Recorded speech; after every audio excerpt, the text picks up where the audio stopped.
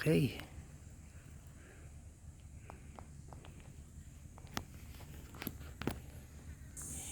Sining.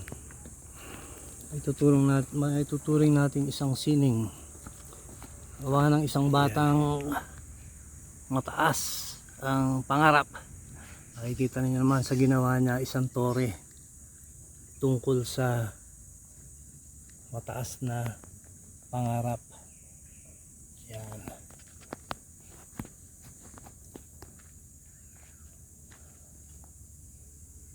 Dun sa taas. Okay.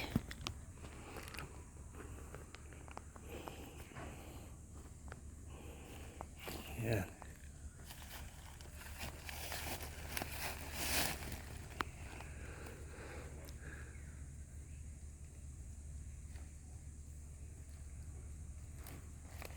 Okay.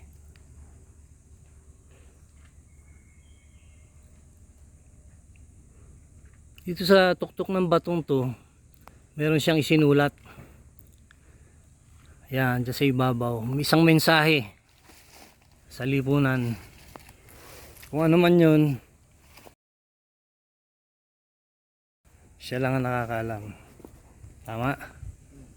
Yan.